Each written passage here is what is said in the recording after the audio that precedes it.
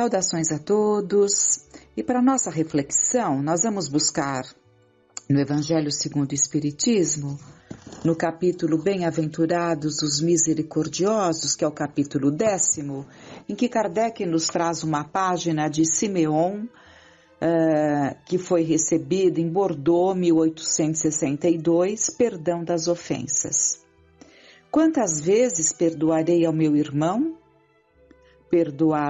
Perdoá-lo-eis, não 7 vezes, mas 70 vezes 7. Eis um desses ensinos de Jesus que devem calar em vossa inteligência e falar bem alto ao vosso coração. Comparai essas palavras misericordiosas com a oração tão simples, tão resumida e ao mesmo tempo tão grande nas suas aspirações que Jesus ensinou aos discípulos, e encontrareis sempre o mesmo pensamento. Jesus, o justo por excelência, responde a Pedro: perdoarás, mas sem limites, perdoarás cada ofensa, tantas vezes quanto a ela vos for feita. Ensinarás a teus irmãos esse esquecimento de si mesmo que nos torna invulneráveis às agressões, aos maus tratos e às injúrias. Serás doce e humilde de coração, não medindo jamais a mansuetude, e farás, enfim, para os outros o que desejas o que o Pai Celeste faça por ti. Não tem Ele de te perdoar sempre? E acaso conta o número de vezes que o seu perdão vem apagar as tuas faltas? Ouvi, pois, esta resposta de Jesus, e como Pedro, aplicai-a a vós mesmos. Perdoai, usai a indulgência, sede caridosos, generosos e até mesmo pródigos no vosso amor. Dai, porque o Senhor vos dará. Abaixai-vos, porque o Senhor vos levantará. Humilhai-vos, que o Senhor vos fará sentar à sua direita. Ide, meus bem-amados, estudai e comentai essas palavras que vos dirijo de parte daquele que do alto dos esplendores celestes tem sempre os olhos voltados para vós e continua com amor a tarefa ingrata que começou há 18 séculos. 18 séculos na época em que essa mensagem foi trazida, né? Por volta de 1862, exatamente, 1862. Então, nós vemos sempre esse convite, esse incentivo, esse alerta para que perdoemos, e podemos nos questionar, mas como perdoar certas situações, como conseguir lidar com isso, como cicatrizar determinada ferida ainda aberta, né? Então são questionamentos que nós podemos ter, mas não podemos desconsiderar de modo algum os sábios ensinamentos de Jesus. Se Ele nos ensinou e nos incentivando sempre a tolerar, compreender, respeitar, para podermos perdoar, para podermos amar. Então vamos refletir sobre as razões, sobre as consequências felizes trazidas pelo perdão. No livro Obreiros da Vida Eterna, André Luiz nos relata o seu encontro com o irmão Gotuso, e ele dedica todo um capítulo ao irmão Gotuso.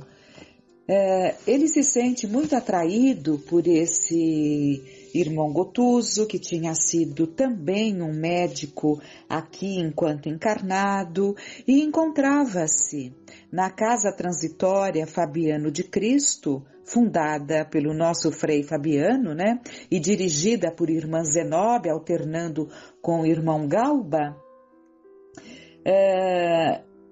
e ele encontrava-se ali em trabalho, né? Aliás, André Luiz narra da sua disposição tão grande ali em auxiliar, usando do seu conhecimento, dos seus recursos, né? Ocorre que ele trazia um grande problema do passado, uma mágoa profunda. E nós vamos ler ali as palavras de André Luiz para que entendamos bem por que o irmão Gotuso, tão dedicado na casa transitória Fabiano de Cristo, dedicado a todos aqueles pacientes ali recolhidos e que necessitavam dos seus cuidados médicos, digamos assim, né? Por que ele não conseguia ter momentos em que ele poderia desfrutar de ambientes melhores? Porque a casa transitória Fabiano de Cristo, ela se encontra não distante da nossa crosta, né? Ela pertence ali, ela é transitória, ela muda de região. De quando em quando ela muda de região, mas sempre nessa região tão necessitada, nas regiões umbralinas, né? Trevosas, em que ela acolhe a esses espíritos e, na maioria das vezes, recém-desencarnados e que são assistidos e que se ficam ali temporariamente até alcançarem, serem levados aos seus destinos, né? E ele então, como estávamos trazendo, os momentos de descanso após um tempo grande de trabalho, a necessidade de um descanso. E esses momentos ele não podia fruir num ambiente mais elevado. Ele tinha que descer aqui a nossa crosta, onde o oxigênio é mais leve que lá no ambiente em que está a casa, em que estava naquele momento a casa transitória. E ele vem se beneficiar aqui das regiões de matas, de mares, nesses ambientes distantes da população das cidades, onde ele podia ali refazer-se nesses ambientes mais amenos, né? E por que isso? Então, André Luiz, conversando com ele, vai ficar sabendo da situação que o prende, que o retém a essas condições de, mesmo sendo um batalhador tão dedicado, não conseguir ascender um pouco para um ambiente melhor no plano espiritual. Ele relata: trago ainda a mente e o coração presos ao ninho doméstico que perdi com o corpo carnal. Readaptei-me ao trabalho e por isso venho sendo aproveitado de algum modo em atividades úteis. Entretanto, ainda não me habituei com a morte e sofro naturalmente os resultados dessa desarmonia. Encontro-me num curso adiantado de preparação interior, no qual progrido lentamente. Esforçando-se por assumir diante de mim a atitude tranquilizadora, prosseguiu depois de ligeira pausa. Retomando a mim mesmo após longos anos de semi-inconsciência, voltaram-me a reflexão, o juízo, o equilíbrio. Ó meu amigo, que saudades torturantes de minha casa feliz. Marília e os 2 filhos, então rapazes de curso ginasial, eram os únicos habitantes de meu pequeno paraíso doméstico. A medicina exercida desde cedo entre clientela abastada conferia-me extensos recursos financeiros. Vivíamos plenamente despreocupados entre as paredes acolhedoras e quentes de nosso ninho. Nenhum dissabor, nem a mais leve nuvem. Surgiu-nos a primeira dor com a positivação da pneumonia que me separou da esfera física. A primeira nota de sofrimento, mobilizamos o dinheiro e as relações afetivas inutilmente. Todas as circunstâncias favoráveis de ordem material quebraram-se frágeis perante a morte. Marília, porém, prometeu-me fidelidade constante até ao fim, selando o juramento com amargurosas e inesquecíveis lágrimas. Aproximava-me dos 50 anos, enquanto a querida esposa não ultrapassava os 36. Doía-me na alma deixá-la quase só no mundo, sem o braço do companheiro. Todavia, confiando nas promessas religiosas, acreditei que pudesse velar por ela e pelos filhos da região celestial. A realidade, porém, foi muito diversa, e depois das lutas purgatoriais, voltando ansioso à casa, não encontrei rastro dos entes amados que aí deixara. Enquanto perseverava em doloroso sonambulismo buscando socorro junto à religião, nunca pude voltar-me ao campo da família. Nunca pude voltar ao campo da família, porquanto, antes do tentamen, fui arrebatado em violento e escuro torvelinho que me situou em terrível paisagem de trevas e sofrimentos indescritíveis. No primeiro instante de libertação, todavia, fui surdo a toda espécie de ponderação. Rompi todos os obstáculos e, sequioso de afeto, encontrei-os enfim. Então ele busca a família, tão logo ele adquiriu ali uma consciência, saudade pungente, ele buscou a família mesmo sem a orientação adequada, mesmo sem o encaminhamento adequado. Ele veio por vontade própria. Encontrei-os enfim. A situação, no entanto, desconcertou-me.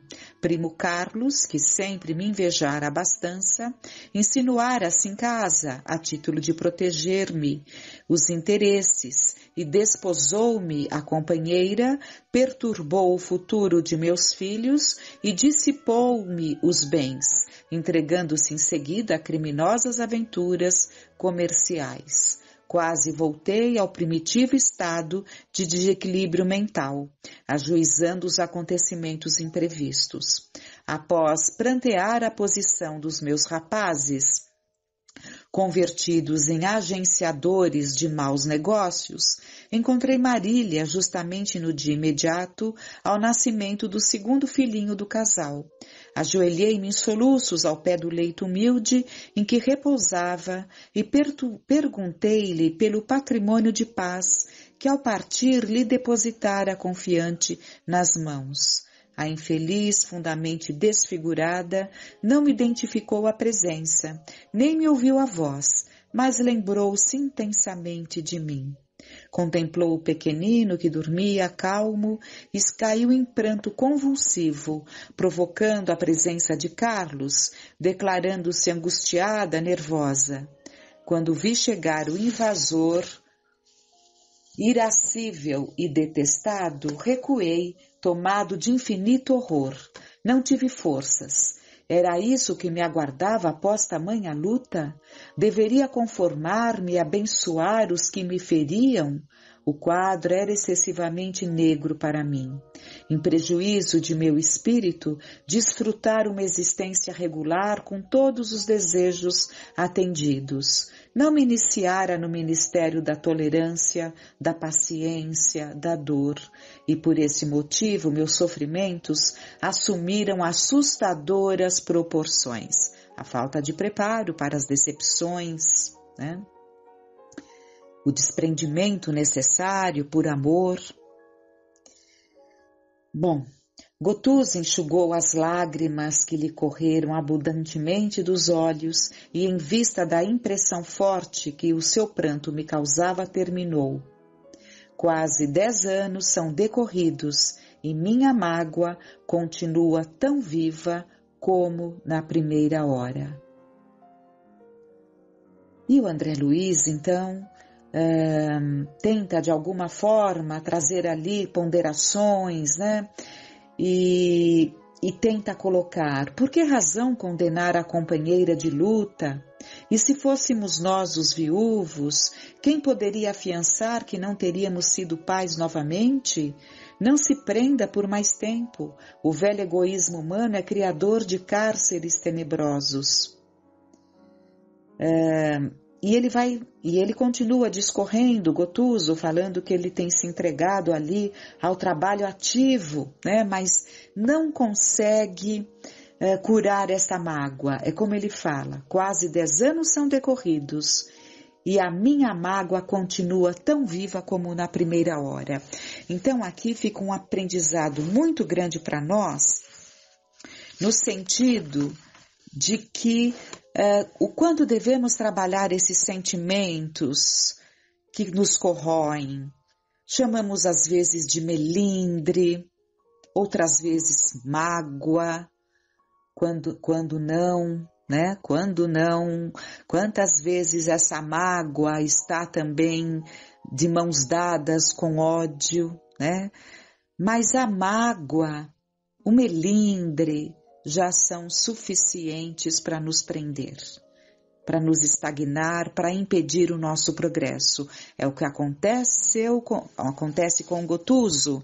Lá na Casa Transitória Fabiano de Cristo, ele dispensa aos seus pacientes os cuidados aprendidos por ele, né? Aprendidos por ele, um médico muito experiente enquanto aqui esteve, mas sem a possibilidade de buscar pontos mais altos para aperfeiçoar-se. Não conseguiu tornar-se um médico das almas. Desenvolvia um trabalho mais voltado ao perispírito daqueles tantos, mas era muito querido por todos. Vibrações amorosas não lhe faltavam por todos aqueles pacientes que eram cuidados por ele, horas ininterruptas de dedicação, de amor, de carinho, de atenção àqueles tantos que ali estavam. Acolhidos por ele, cuidados por ele, no entanto, trazia o coração sangrando, e todas as vezes que seus pensamentos se voltavam a esse passado, essa ferida voltava a doer. O que pode ser feito nessas condições? 10 anos de trabalho, não é alguém que está perambulando, né, pelas regiões umbralinas inferiores, envolvidos em situações equivocadas, não, era um trabalhador do bem. Era um trabalhador que tinha muito amor, muita dedicação, muito amor à família, só que foi, como nós percebemos, ele mesmo nos traz, um amor preso ao reduto familiar, e isso nos leva a um amor egoísta, né? É um amor preso ali apenas aos nossos familiares, nos julgando ditosos quando distantes da dor, né? E assim foi todo esse sofrimento, e nas páginas adiante, né? André Luiz vai nos relatar que a única forma encontrada para que o irmão Gotuso conseguisse modificar esse quadro, porque 10 anos haviam se passado, né? 10 anos havia se passado. Então, tinham se passado 10 anos. 10 anos é muita coisa.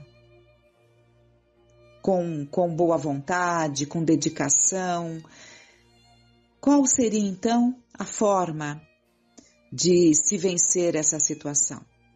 Já estava planejado, né? A irmã Zenóbia vai relatar a eles que já estava planejada a volta dele, onde? Onde ele iria novamente se internar num corpo de carne, onde a terra seria para ele um hospital que ajudaria a curar essas feridas, essa dor tão grande, um hospital para sua alma tão doída, né? Um berço para sua alma tão doída, sentir-se acolhido, recomeçando uma nova experiência para poder acalmar a esta mágoa. Junto daqueles. Evidentemente que não da esposa, né? Ele não seria filho da esposa, nem seria possível uma situação dessa, né? Ela já estava ali no 3º filhinho, e esse 3º filhinho já tinha sido mais adiante, enfim, ela não teria mais condições, viria como neto, né? Neto dela, neto do primo, e como neto recebendo todos os carinhos do avô, ele conseguiria modificar essas disposições, essa aversão em relação ao primo. e de retorno ao plano espiritual, não seria mais o primo, o invasor, né? Seria o avô que lhe deu tanto carinho, tanto amor, tanta dedicação. É assim que Deus opera, é assim que Deus trabalha os nossos sentimentos, né? Mas o ideal é que consigamos guardar bem o ensinamento, perdoar tantas vezes quantas forem necessárias e no momento certo, antes que tantos estragos sejam feitos, sem a necessidade de recursos mais difíceis, favorecendo, facilitando a renovação do nosso coração, para a continuidade do nosso caminho, com a leveza, com a paz que precisamos, para desfrutar das tantas possibilidades que o Pai nos oferece.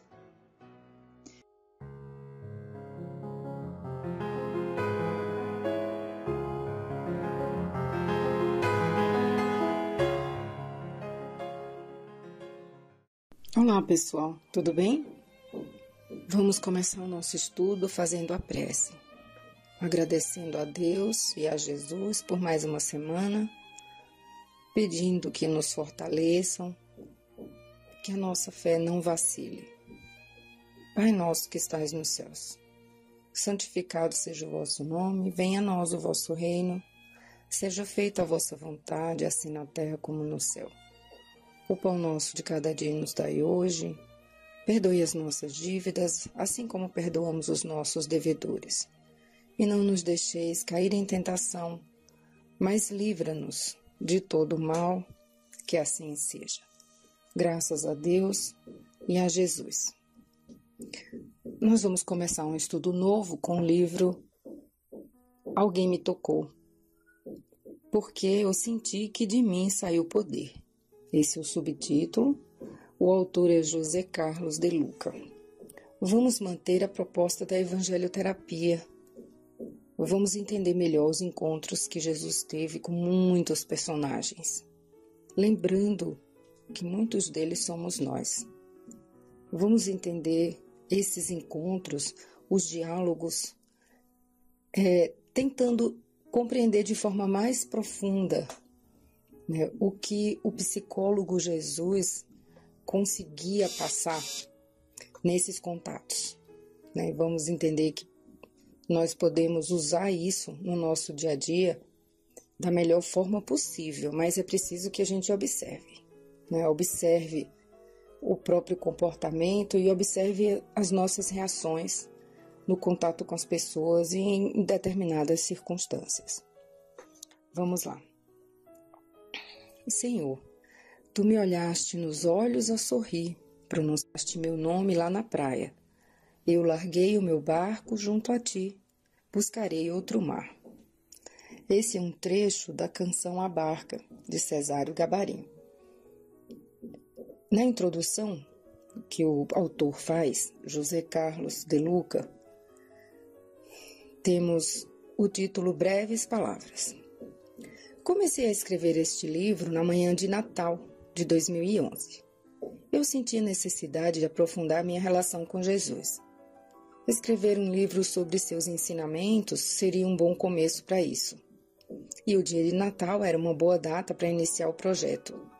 Abri a Bíblia ao acaso e deparei-me com a passagem da mulher enferma que tocou as vestes de Jesus e foi imediatamente curada. Ela não pediu licença a ele para tocá-lo. Simplesmente pegou em suas vestes com fé ardente. E algo muito profundo deve ter ocorrido, porque Jesus afirmou a Pedro, que estava ao seu lado: alguém me tocou. E fiquei com essa expressão de Jesus na mente, porque o mestre fez questão de frisar o aspecto de ter sido tocado. Ele poderia muito bem dizer, por exemplo, curei alguém, ou coisa parecida. Mas não. Ele quis frisar o gesto de ter sido tocado, certamente porque tal conduta lhe pareceu importante e significativa. Foi nesse momento que decidiu o rumo que tomaria para escrever o livro. Nossa relação com Jesus, como toda relação humana, é bilateral. Há mais de 2000 anos temos ouvido que Jesus nos procura, que Ele vem ao nosso encontro, que nos toca e nos cura. Mas e nós? O que temos feito de Jesus? Temos ido até Ele? Chegamos ao ponto de tocá-lo, como fez a mulher hemorrágica? Ou estamos no sofá, esperando que Ele faça seus milagres enquanto aguardamos de braços cruzados, sofrendo por manter uma fé cômoda e sem obras? Estou certo de que, de alguma forma, Jesus deseja ser tocado por nós, porque isso implica uma relação de proximidade com Ele.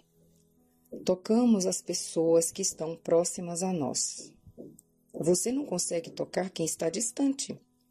Jesus quer que nos aproximemos dele. Quer manter conosco uma relação de amizade. Quer quebrar a frieza espiritual que resulta, muitas vezes, da ideia de um Jesus muito distante de nós, um Jesus nas alturas, olhando de vez em quando para nós de binóculo. Mas não é este o Jesus que se vê no Evangelho. E foi isso que tentei passar nas páginas deste singelo livro. O Cristo está nas ruas, nos hospitais, nos presídios, nos lares, nos becos e nas profundezas do abismo do sofrimento humano.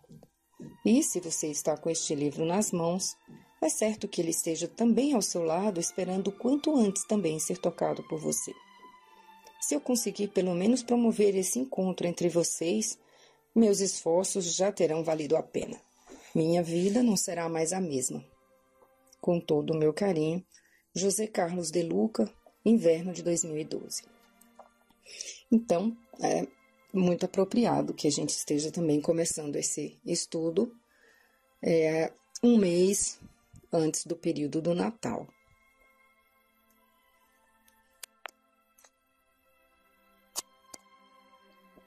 É um período reflexivo, mas também de obras.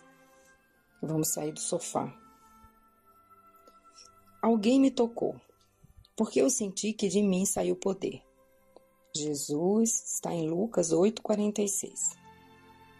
Este alguém que tocou Jesus era uma mulher que havia 12 anos estava com hemorragia ininterrupta e que havia gasto tudo o que tinha com médicos e remédios sem conseguir se curar. É possível imaginar a aflição e desespero dessa mulher. As dores provocadas pelas cólicas contínuas, sem falar no preconceito existente na época em relação às mulheres no período menstrual.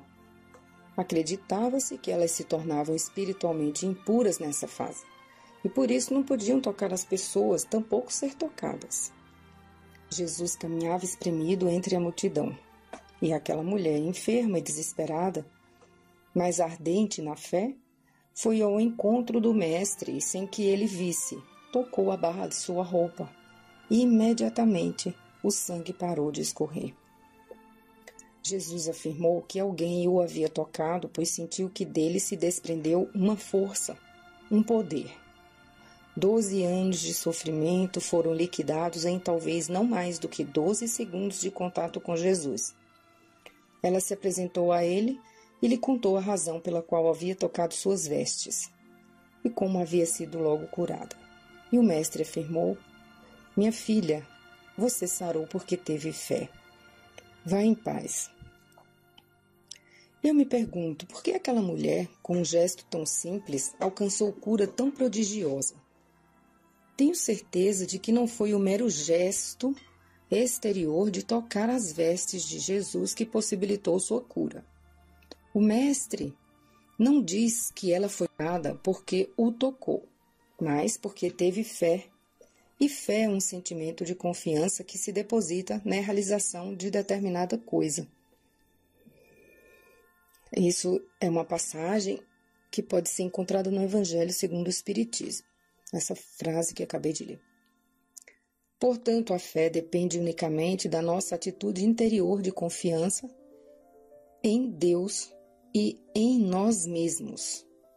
Os gestos que exteriorizam uma atitude de fé nada representam se não tivermos esse sentimento de irrestrita confiança no poder divino que está ao mesmo tempo dentro e fora de nós. Na cura, Importa muito mais o que fazemos interiormente do que os nossos gestos exteriores. Posso estar de joelhos diante do altar. Posso estar com a Bíblia nas mãos, com o crucifixo pendurado no pescoço, mas se não tiver fé, nada disso me levará à cura. Se a mulher hemorrágica tivesse simplesmente tocado as vestes de Jesus sem fé, nenhuma cura teria ocorrido. Aprendemos com esta mulher a tocar Jesus com fé. Tocar é entrar em contato, é ligar-se. Não é ficar distante, como muitas vezes estamos do Cristo. Ela o tocou querendo ardentemente se fundir com o coração do Mestre. Ela tocou o Mestre com a alma e não simplesmente com as mãos. Ela não esperou Jesus ir ao seu encontro. Ela foi ao encontro de Jesus. Ela não ficou em casa com o choro da revolta ou da descrença, que apenas nos empurram ainda mais ao fundo do poço. Não. Ela saiu de casa mesmo com hemorragia, mas saiu com o pranto da esperança e da fé.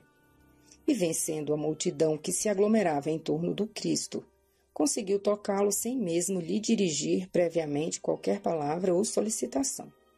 Ela sabia que não precisaria falar com ele, sabia que nem seria preciso que ele a visse. Ela estava convencida de que, simplesmente, ao entrar em comunhão com o Divino Amigo pelos canais da fé, seria curada. E foi assim que aconteceu. Quantos ensinamentos esta mulher tem a nos dar! Creio que nós também padecemos de alguma espécie de hemorragia. Estamos cansados, sem energias que nos sustentem, sem ânimo diante dos obstáculos da vida. As tensões e preocupações excessivas com a vida material nos apartaram do sentido real da nossa vida, que é a conquista dos tesouros espirituais. Ainda que possamos desfrutar dos bens materiais, nossa missão nesta vida não é comprar, adquirir, ostentar, possuir. É preciso lembrar constantemente que somos essencialmente espíritos em viagem de adiantamento na face da Terra e que as tarefas que desempenhamos no mundo material objetivam desenvolver as qualidades do nosso espírito imortal, especialmente a bondade e a inteligência. Por isso é que nossa alma somente se alimenta das coisas espirituais. Quando esquecemos estas verdades, surge um problema de desabastecimento espiritual que repercute em nossa vida física na forma de doenças, relacionamentos conflituosos, problemas financeiros e sensação de vazio existencial. O espírito é o centro da nossa vida na matéria. É quem sustenta a vida física em nós. Um corpo sem espírito não passa de um cadáver. Nosso problema é querer materializar o espírito, quando na verdade precisamos espiritualizar a matéria.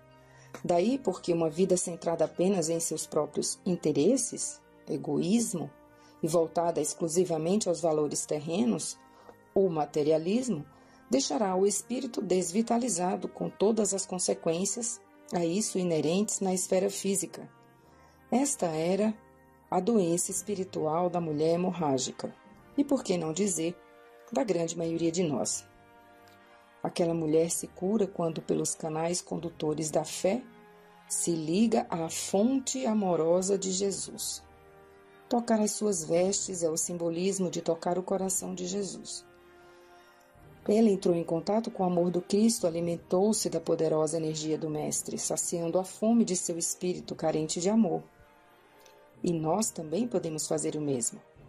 Aliás, o próprio Cristo foi quem disse: Eu sou o pão da vida. Aquele que vem a mim não terá fome, e quem crê em mim nunca terá sede. Nesta passagem em João 6:36-35. Sendo Jesus o pão da vida, precisamos nos alimentar deste pão, mas para isso precisamos ir até ele, como fez a mulher enferma. Que o exemplo vivo desta mulher heróica possa animar a nossa fé, a fim de que nós também possamos entrar em contato real com o Cristo, tocando-lhe os ensinamentos sublimes, alimentando-nos do seu amor sem tamanho e limite, para que, a partir disso, possamos entrar no clima de paz e harmonia, no qual toda cura se realiza de dentro para fora. Vamos, levante-se do chão do desespero. Faça algo em favor da sua melhora e do seu progresso. Não conte as dificuldades que você encontrará. Mire apenas a solução que deseja e creia que pode encontrá-la. Se não conseguir andar, vá se arrastando com toda a fé, como fez a mulher enferma quando procurou ser curada. Mas não fique largado no chão da inércia, pois ainda hoje Jesus está esperando ser tocado por você. A prece que encerra este capítulo. Amigo Jesus, estou me sentindo fraco, sem forças para me levantar. A doença se abateu sobre mim. O fracasso me visitou. O medo quer tomar conta de mim. Mas hoje vim ao seu encontro. Estou me arrastando, mas estou aqui, diante de você. Eu toco as suas vestes com a mesma fé da mulher hemorrágica. Eu nem preciso dizer o que tenho e o que sinto, pois sei que você sabe de tudo. Muito antes de eu estar aqui, você já sabia que hoje eu viria lhe procurar e se pôs à minha espera. Toco suas vestes e imediatamente sinto um calor percorrer meu corpo. Sinto verdadeiramente que seu amor me cura, sua paz me acalma e sua energia me encoraja. Obrigado, Jesus, por esse encontro. Nunca mais quero me afastar de você. Nunca mais quero viver longe do seu amor.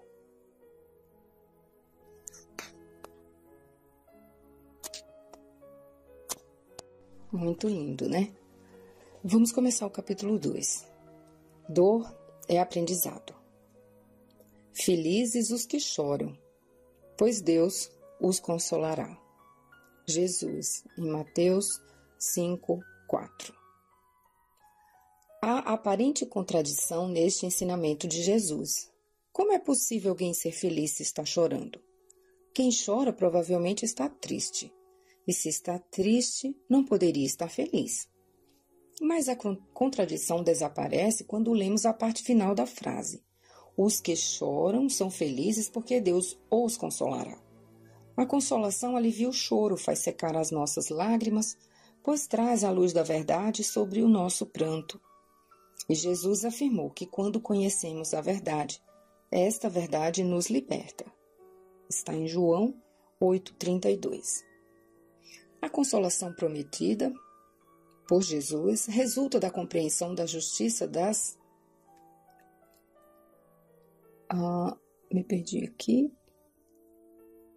Da justiça das nossas lágrimas. Ninguém sofre sem razão, sem uma causa que justifique o seu pranto. Do ponto de vista espiritual, as dificuldades pelas quais hoje passamos foram criadas por nós mesmos, nesta vida ou em vidas precedentes. E essa passagem está no Evangelho segundo o Espiritismo, capítulo 5, Bem-aventurados os aflitos. Geralmente as lágrimas que hoje derramamos são as mesmas que ontem provocamos no próximo. A dor que ontem causamos aos outros é a dor que hoje nos atinge. Como explica Emmanuel, cada criatura reencarnada permanece nas derivantes de tudo o que fez consigo e com o próximo. Essa frase está no livro Leis de Amor, psicografia de Francisco Cândido Xavier. Por isso hoje eu me consolo, pois sei que há uma razão justa para o meu sofrimento, que não sou vítima de nenhum engano da justiça cósmica. A posição de vítima que muitos de nós assumimos diante dos problemas que nos acometem é uma das piores tragédias que nos poderiam acontecer, pois nos faz sentir injustiçados perante a vida. E a vítima não age. Chora improdutivamente, revoltando-se contra tudo e contra todos. E permanece à espera de um Salvador que possa resolver suas dores. Seremos consolados quando choramos a partir da compreensão de que não sofremos sem uma justa razão de ser. E que nossas lágrimas não representam castigos de Deus, mas apenas o débito que contraímos no passado, de hoje ou de ontem, com a possibilidade de refazermos nosso caminho, nosso modo de ser e de agir, eliminando assim as causas do nosso sofrimento. Convertamos a dor em aprendizado para a nossa alma. Aceitemos a prova como recurso divino, destinado a retificar nossos passos na terra, expulsando as nuvens da revolta e do desânimo que ainda pairam sobre o nosso coração e estimulando os nossos potenciais de crescimento perante a vida. Deus não nos castiga, e os problemas que hoje arrancam nossas lágrimas são recursos divinos sem os quais não sairíamos do lugar onde estacionamos na rota da evolução. A dificuldade não é punição celestial, mas sim oportunidade de progresso que Deus nos proporciona. Portanto, somos felizes quando temos problemas a resolver, porque assim vamos nos harmonizando com a lei divina por nós desprezadas. E por meio do esforço que realizamos para superar os obstáculos que nós mesmos criamos, vamos crescendo material e espiritualmente. E quanto mais crescimento conseguirmos alcançar, mais alegria e felicidade seremos capazes de sentir. Jesus não nos prometeu uma vida sem atribulações. Por isso o Mestre nos pede coragem para vencer as aflições. Ele mesmo chorou, sofreu, foi traído, abandonado e, por fim, crucificado. Mas afirmou que, apesar de todos os padecimentos, havia vencido. Jesus mudou a história do mundo, dividindo-a em 2 etapas, antes e depois dele. O mundo não teria avançado tanto no terreno da fraternidade sem a influência de Jesus. O amor ensinado e vivido pelo Mestre à custa da sua própria vida vem humanizando a Terra e impedindo que uma grande catástrofe nos destrua por completo. Esta conquista somente foi possível por força das muitas lágrimas que o Mestre derramou. Você também mudará a história da sua vida se souber transformar lágrimas em sorrisos, espinhos em flores, fracassos em vitórias. Enfrentar desafios, perdas, obstáculos é inevitável a todos nós. Faz parte das provas que temos de enfrentar para atingir o nosso crescimento moral e intelectual. A dor nos humaniza, torna-nos mais humildes e fraternos em relação à dor do próximo e nos ensina a valorizar as coisas essenciais da vida, às quais, na maioria das vezes, só damos valor quando perdemos. Não raras vezes é somente no leito de um hospital que aprendemos a valorizar a saúde. A miúdes, somente damos valor à vida na iminência de perdê-la. Quantas vezes constatamos a importância de uma pessoa quando ela se vai de nosso convívio? As carências materiais são as grandes molas propulsoras do nosso progresso, pois por meio delas somos convidados a desenterrar os talentos que Deus nos concedeu, como a inteligência, perseverança, criatividade e o trabalho que somos capazes de realizar. Quando você estiver chorando, mas chorando com humildade e com o propósito de aprender a lição que a vida está querendo lhe ensinar, tenha certeza de que suas lágrimas estarão tocando o coração de Jesus e Ele estará pronto para aliviar seu pranto e indicar o caminho que você deve seguir. E a prece para encerrar o capítulo 2, meu bom Jesus, eu sei que você consegue ver as lágrimas de dor e sofrimento que rolam pelos meus olhos. Estou doente, sofro injustiças e incompreensões. A aflição tem sido minha companheira nos últimos tempos, mas hoje aprendi que nada me ocorre sem que haja um propósito divino para a minha vida. Aprendi que Deus está querendo me levar para uma situação melhor do que aquela que eu desejei. Ajude-me, Cristo amigo, a entender que se eu fui a causa dos problemas de agora, posso ser também a solução. Que as minhas lágrimas de hoje possam irrigar o solo da felicidade que está desde agora nascendo em minha vida. Que assim seja. Uma boa semana a todos.